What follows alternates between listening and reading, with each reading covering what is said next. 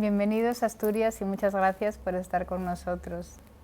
Gracias a ustedes por este homenaje que nos hacen y en nombre de nuestro hijo Leopoldo, que estaba muy pendiente de este premio, que lamentablemente no puede recibirlo, y de su esposa Lilian, que es la vocera de Leopoldo en toda esta lucha por las libertades de Venezuela. También les manda su agradecimiento muy especial.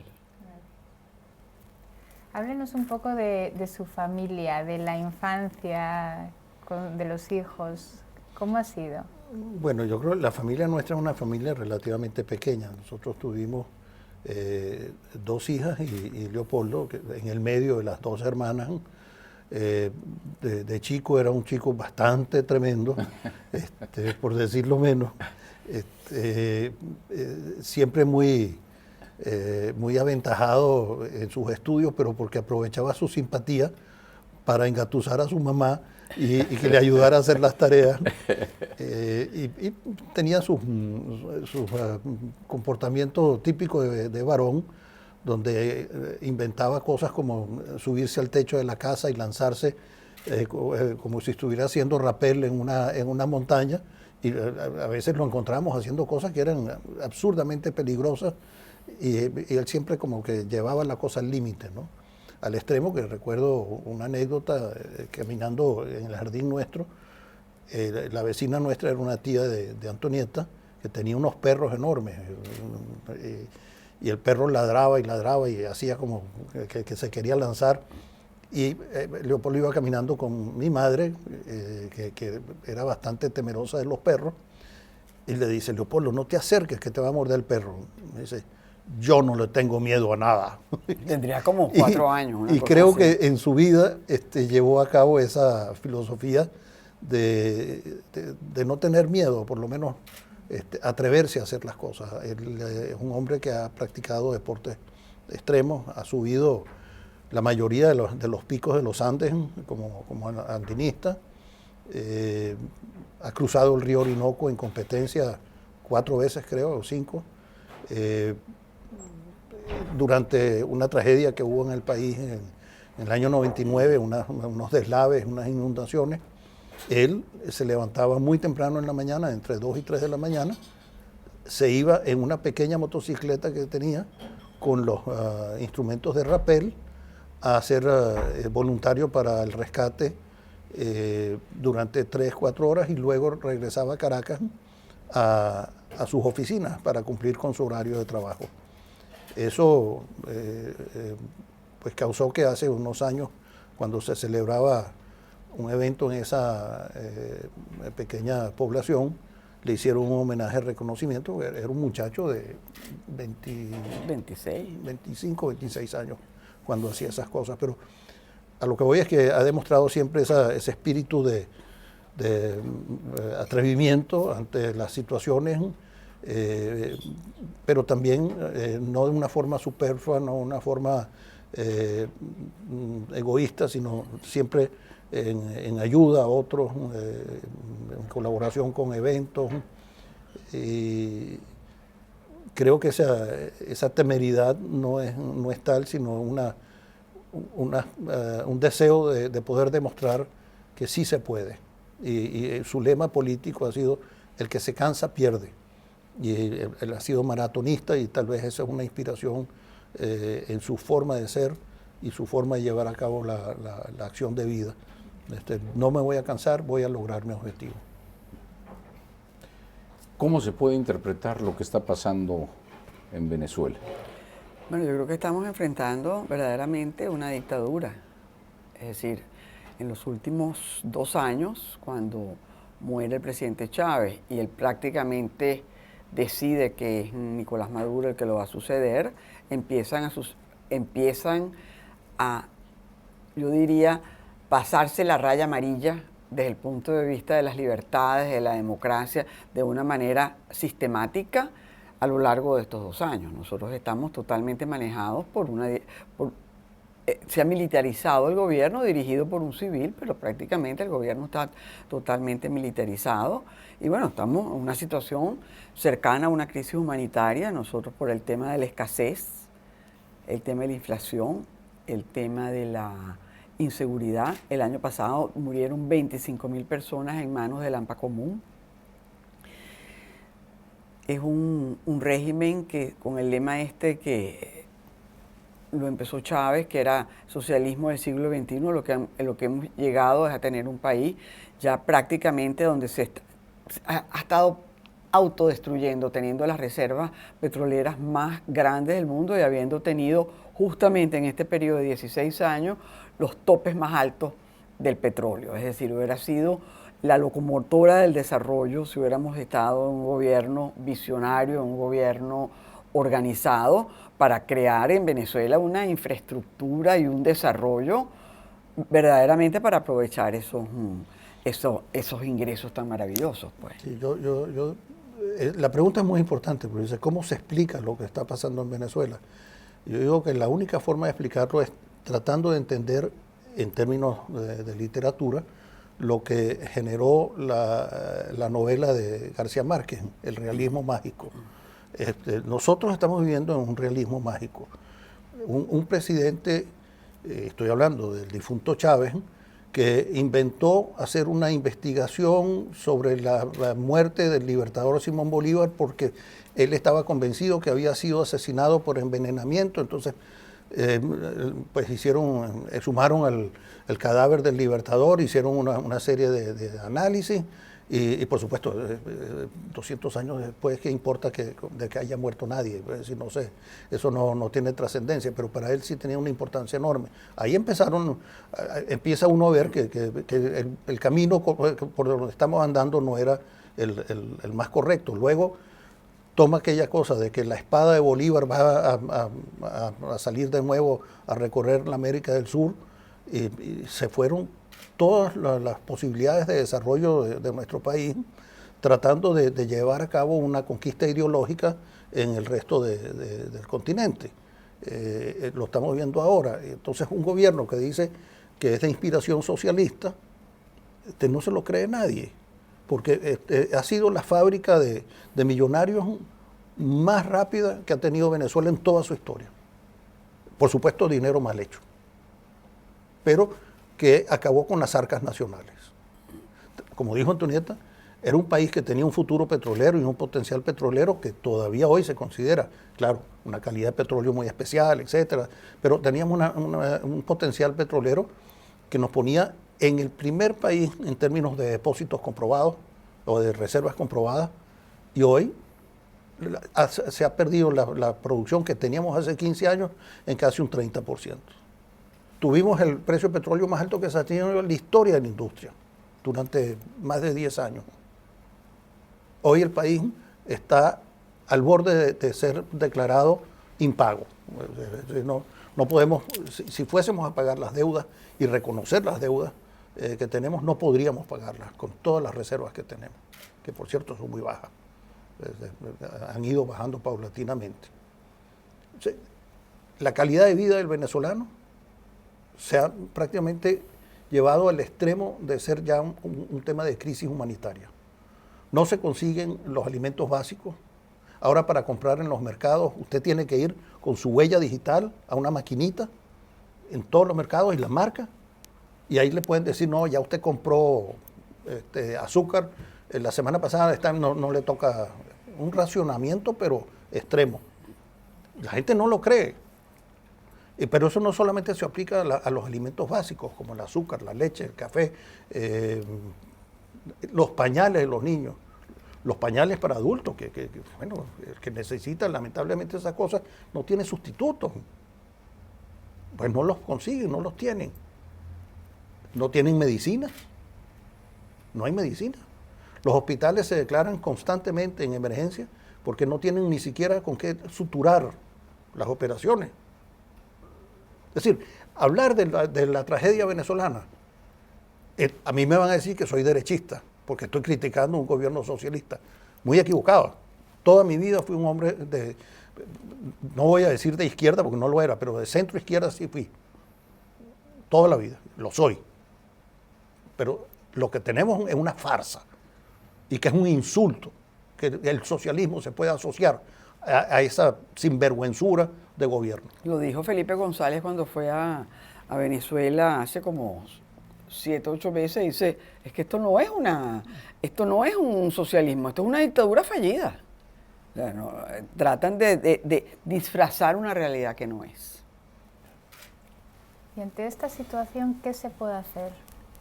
Bueno, tenemos las esperanzas en las elecciones parlamentarias del 6 de diciembre, que si bien son elecciones parlamentarias, no son elecciones directas, no son elecciones para presidente de la República, esta misma situación del país que también describió Leopoldo ha llevado a un altísimo rechazo de la población, o sea, más del 80% de la población, según todas las encuestas, quieren un cambio en el país. Entonces, lo que queremos es motivar el voto, que generalmente las parlamentarias los votos no salen a la calle a votar como para unas presidenciales, pero motivar el voto para ver si se logra, y esperemos que sí, una mayoría calificada en la Asamblea Nacional, que con una mayoría calificada de diputados sí puedes cambiar una serie de leyes, una serie de funcionarios importantísimos, el Tribunal Supremo, el Poder Judicial, la Contraloría, la Procuraduría, la Defensoría del Pueblo, son todas instituciones que están sujetas al Ejecutivo. Son operadores políticos del régimen. O sea, no son, la separación de poderes no existe. Entonces, podría regresar y sería un camino para organizar el país buscando las vías constitucionales para cambiar de régimen, que son o la renuncia del presidente, o la enmienda constitucional, o un referéndum, o una asamblea constituyente. Todo eso está en la Constitución, y eso eran de las cosas de que Leopoldo, cuando el año pasado, en febrero del 2014, salió a la calle a protestar pacíficamente por esta misma situación que nos está llevando a una crisis humanitaria, y decía que el gobierno tenía que cambiar utilizando cualquiera de los 4 mecanismos que están en la institución. Y simplemente Leopoldo, por disentir, está preso y condenado por el arte de la palabra. Así dice la sentencia. 13 años, 9 meses, 7 días y 12 horas. Sí, esa era la otra pregunta que queríamos hacerles. Desde luego para nosotros tenerlos a ustedes, por lo que ustedes mismos, por sí mismos representan, es un gran honor, pero también ser los padres de Leopoldo es una gran presión para ustedes como padres, como responsabilidad. La primera vez que nos enfrentamos a esta realidad, yo tuve la oportunidad de reunirme con un grupo muy calificado de defensores de derechos humanos. Tuvo, por ejemplo, el parlamentario canadiense que defendió a Mandela. Estaba el abogado que defendió a San Suu Kyi, la que estuvo presa en Birmania. Y el comentario es, presos políticos, presos de conciencia, si la familia no se involucra y se responsabiliza directamente de sacar al preso, a su preso de esa cárcel injusta por sus ideas, es muy difícil. Y para nosotros eso fue así como una gran responsabilidad y la adquirimos todos como familia. Probablemente mi nuera Lilian es la vocera principal de su esposo.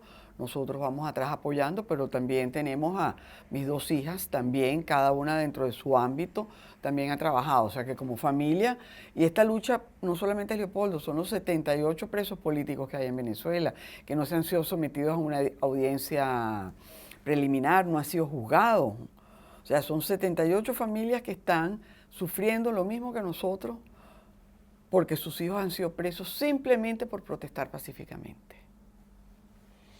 Yo diría que en el caso de nosotros como familia se presenta un sentimiento encontrado. Por un lado, un sentimiento que nos llena de orgullo y junto con ese orgullo pues hay una, digamos, podría llamarse una especie de alegría interna de que Leopoldo está cumpliendo con un papel que nosotros siempre quisimos que fuese, pues, decir, en la defensa de sus valores, de sus principios, en la defensa de la democracia, cumpliendo pues con la promesa que él hizo como joven a sus seguidores en su partido político y a Venezuela como político.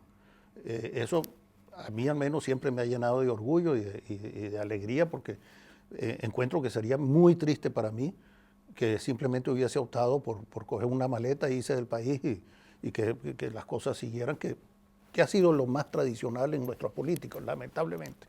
O sea, son pocos los que vienen y le dan la cara a la situación y dicen, bueno, me enfrento, aunque sea una situación injusta, que lo sé que va a ser injusta, pues voy a dar la pelea. Pues en términos taurinos va a enfrentar al toro y le va a dar una buena faena como lo hizo. Y después sale la sentencia de 14 años. Me entristece, por supuesto. Pero repito, me hubiese entristecido mucho más que no se hubiese dado la pelea. Porque hoy, ¿qué pasó? Después que Leopoldo se enfrentó al monstruo que es el gobierno de Venezuela. Pues la gente en el mundo entero ya está enterada de que en Venezuela no existen las condiciones para llamarlo una democracia. Que la justicia está en manos del Ejecutivo. Que el 70% de los jueces son jueces provisionales. Si el juez no dicta bien la sentencia porque no le agrada al Ejecutivo, mandan a poner preso al juez, como es el caso de la jueza Fiuni. O sea, la consecuencia del sacrificio de Leopoldo, y lo tengo que llamar el sacrificio, es precisamente lo que vamos a cosechar después. La conquista o reconquista de la democracia y las libertades para Venezuela. Eso es lo que está en juego. Y bueno, si habrá de esperarse unos años. Mire, mi padre pasó casi 17 años en el exilio. Mi abuelo pasó entre 20 y 22 años entre cárceles, exilios, etcétera, por cosas injustas ante dictadores que abiertamente decían que eran dictadores, etcétera, ¿no? Eso no. Pero ahora enfrentamos otro tipo de monstruo, un monstruo disfrazado. Se pone la piel de oveja, pero es un lobo. Lo que está haciendo Venezuela en este momento es gracias a que ha habido una protesta continua durante 2 años el juicio de Leopoldo. Hay gente que ya está, bueno, hasta aquí llegó la cosa. Y yo creo que en diciembre, como dice Antonieta, se va a conquistar. Y ya dependerá de cada uno. Como leí el otro día en un afiche, y le dije, tomen nota de eso, ese es un afiche que tenemos que poner en las campañas en Venezuela. Para que cambie el mundo, solo necesita tu acción. Para que cambie Venezuela, solo se necesita que vayamos a votar. Y le hagamos como decía Chávez, ¡fuera! Nosotros en OSICOM tratamos de unir fuerzas para contribuir un poco a la integración iberoamericana. ¿Creen que vamos por buen camino? Si tú me preguntas, en este caso, yo quiero personalizarlo porque es lo que ha pasado con Iberoamérica y el caso de la violación sistemática de los derechos humanos en Venezuela. Lo que ha sido España ha sido un país, pero de una solidaridad y de un compromiso con la causa de una manera impresionante. Y va y une, que yo creo que es una causa. Había un editorial muy bueno en El País hace como 15 días que decía Venezuela de consenso.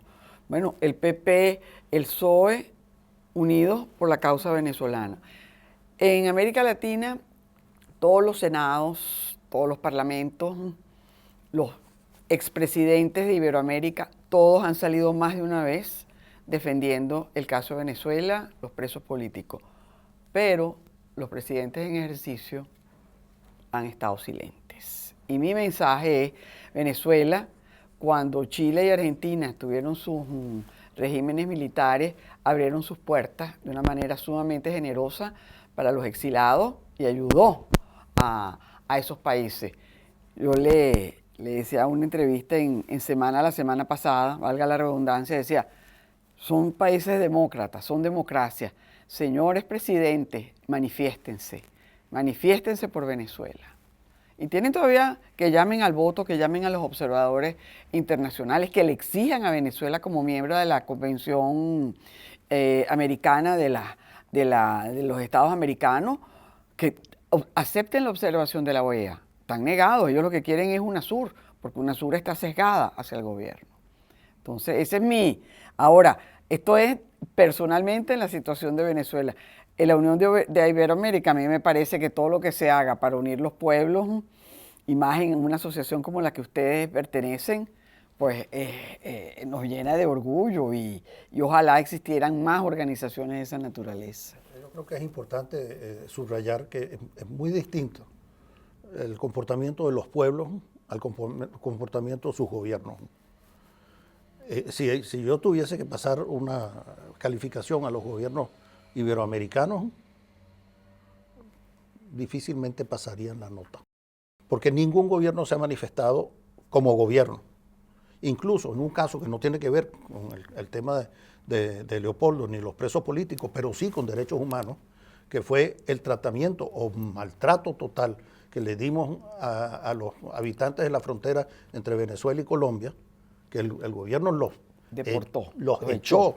Pero no solamente los echó, les robó sus pertenencias, familias humildes que habían, bueno, como son todas las fronteras del mundo, pues donde hay comunicaciones y la gente no sabe si es de un país u otro porque se entienden, son hermanos, son seres humanos.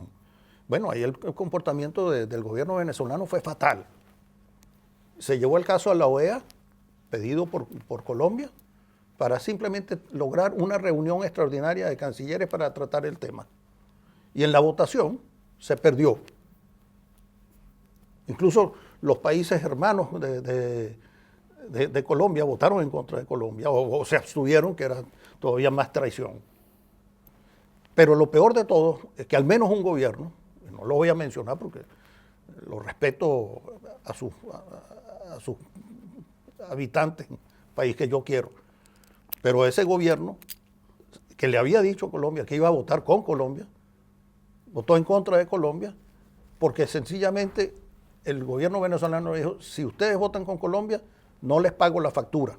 Una factura que se tiene de una línea aérea privada, no de los conciudadanos, sino de un grupo de conciudadanos que se comprometió, el presidente de ese país, a cobrarle a Venezuela lo que le debían.